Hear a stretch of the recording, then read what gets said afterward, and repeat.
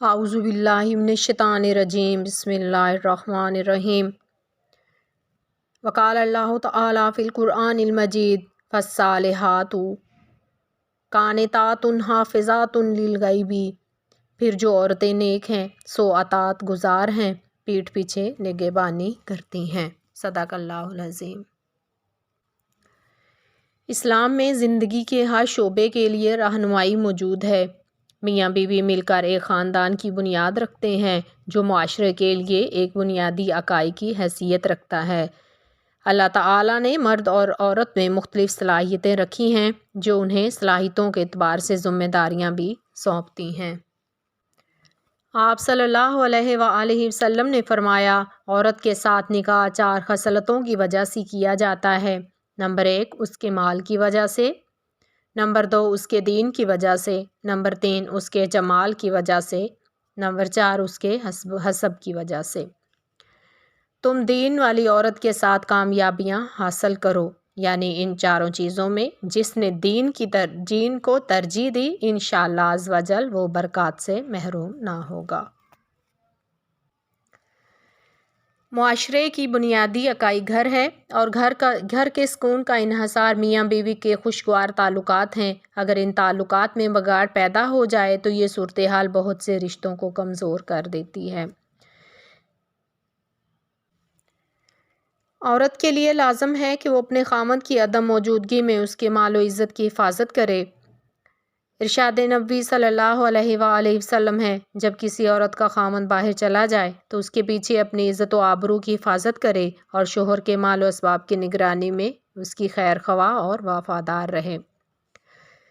بیوی کا یہ بھی فرض ہے کہ وہ اپنے خامند کی عزت کرے اور اس کی عزت کو اپنی عزت جانے، کیونکہ دونوں کی عزت سے ہی بہتری ہے، اور کوئی ایسی بات نہ کرے اور نہ کوئی ایسا کام کرے جس سے خامند کی عزت پر آنچ آئے۔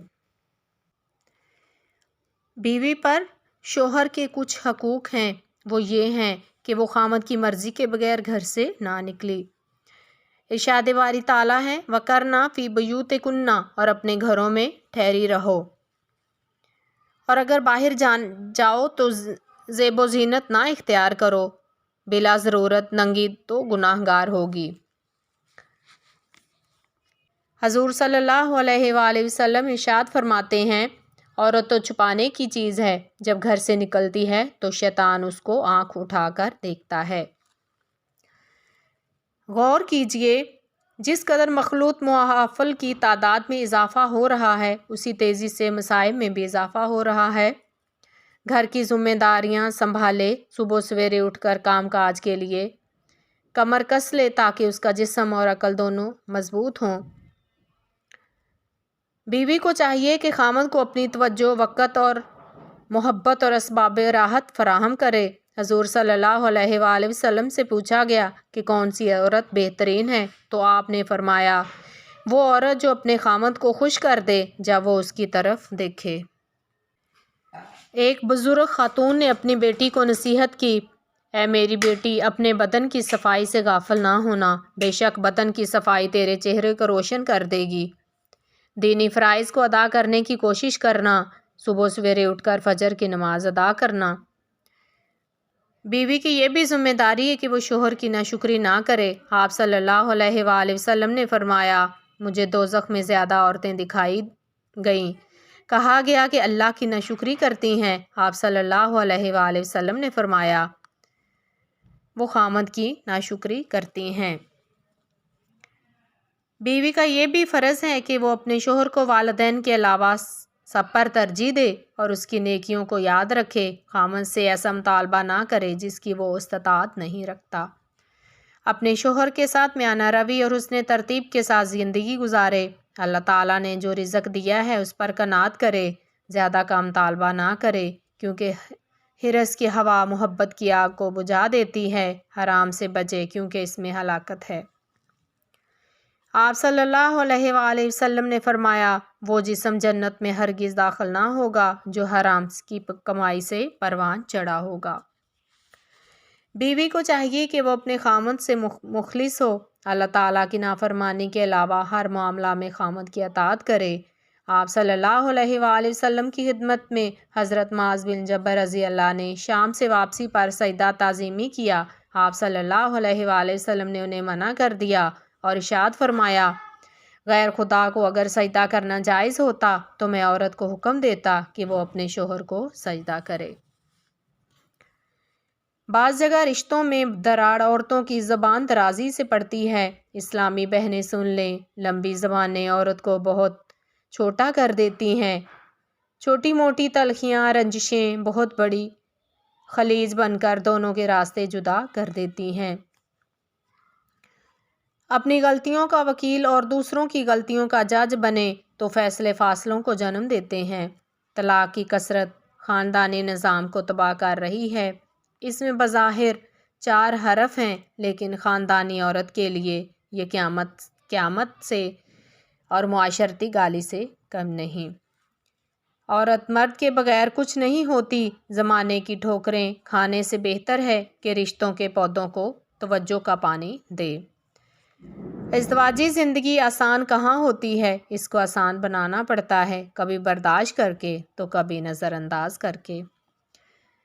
عورت چاہے کتنی بھی تعلیم یافتہ ہو، مگر شادی کے بعد اس کے شوہر کا رشتہ اسے معاشرے میں معتبر بناتا ہے۔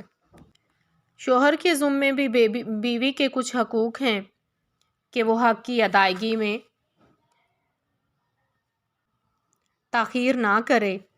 فرمان باری تعالیٰ ہے، جن عورتوں سے نکاح کرنا چاہو ان کے مقررہ مہر انہیں دے دو، اور مقررہ مہر کے بعد اگر تم آپس میں راضی ہو جاؤ تو اس میں تم پر کوئی گناہ نہیں، بے شک اللہ تعالیٰ علم والا اور حکمت والا ہے۔ شوہر کو چاہیے کہ وہ بیوی پر اپنی حیثیت کے مطابق خرچ کرے۔ حضرت عمر رضی اللہ تعالیٰ عنہ سے روایت ہے کہ رسول اللہ صلی اللہ علیہ وآلہ وسلم نے فرمایا، تم میں سے ہر شخص نگران ہے، اس سے اس کی رعایا کے بارے میں سوال ہوگا۔ سنو، تمہاری عورتوں کا تم پر حق یہ ہے کہ تم ان کے ساتھ کھانے اور پینے کے ضمن میں احسان کا معاملہ کرو، اگر ہو سکے تو کھانا اکٹھے کھاؤ۔ آپ صلی اللہ علیہ وآلہ وسلم نے ارشاد فرمایا، مل کر کھانا کھایا کرو، اس میں اللہ عز و جل کا نام لو، تمہارے لیے اس میں برکت ہو جائے گی۔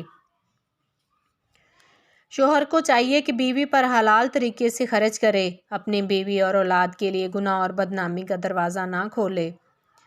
اللہ تعالیٰ نے ارشاد فرمایا، اے ایمان والو، اپنی جانوں اور اپنے گھر والوں کو اس آگ سے بچاؤ جس کا ایندھن آدمی اور پتھر ہیں۔ بیوی کی دینی تعلیم کا مناسب انتظام کرنا یہ شوہر کی ذمہ داری ہے۔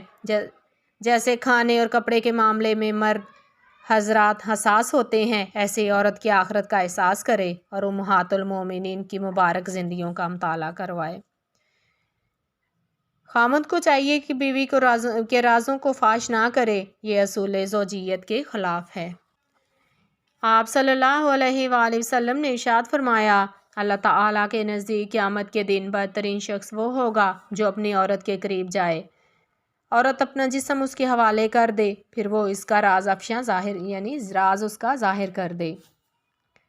بیوی کے معاملے میں غیرت کھائے، جب اپنے دوستوں میں بیٹھے تو اپنی بیوی کے بارے میں بیہودہ قسم کے مذاق نہ کرے۔ حضور صلی اللہ علیہ وآلہ وسلم نے ارشاد فرمایا، بے شک ابلیس لعین سمندر پر اپنا تخت لگاتا ہے، پھر اپنے لشکروں کو دنیا کے مختلف کونوں میں بھیجتا ہے، اپنے چیلوں میں سب سے زیادہ قریب اس کو بٹھاتا ہے جو سب سے بڑا فتنہ پھیلاتے ہیں۔ ابلیس کے چیلوں میں سے ایک اس کے پاس آتا ہے اور اس کو خبر دیتا ہے کہ اس نے فلاں فلاں کام کیا ہے، تو ابلیس لعین کہتا ہے، تو نے کچھ بھی نہیں کیا، یہاں تک کہ ایک چیلا یعنی اس کا شاگرد اس کے پاس آ کر کہتا ہے، میں نے اس شخص کو نہیں چھوڑا، یہاں تک کہ میں نے اس کی اور اس کی بیوی میں لڑائی کروائی ہے۔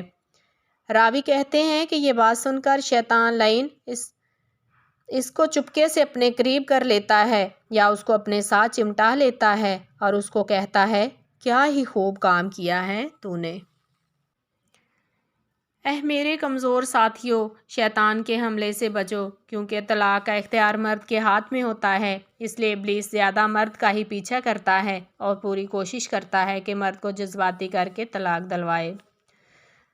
لوگ شریعت سے ناواقف ہونے کی وجہ سے یہ سمجھتے ہیں کہ جب تک 3 طلاقیں نہ ہوں اس وقت طلاق ہوتی ہی نہیں، حالانکہ یہ بات درست نہیں۔ اگر کسی نے 3 طلاقیں دی تو وہ 3 ہی ہوں گی، بعد میں مسلک تبدیل کر کے اکٹھا رہنا ہرگز جائز نہیں، اور جو لوگ ایسا کرتے ہیں ان لوگوں کے ہاں پیدا ہونے والے بچے اکثر گستاخ ہوتے ہیں۔ اللہ تعالی ہر حال میں ہمیں شریعت کی پابندی کرنے کی توفیق عطا فرمائے۔ وما علینا الا البلاغ۔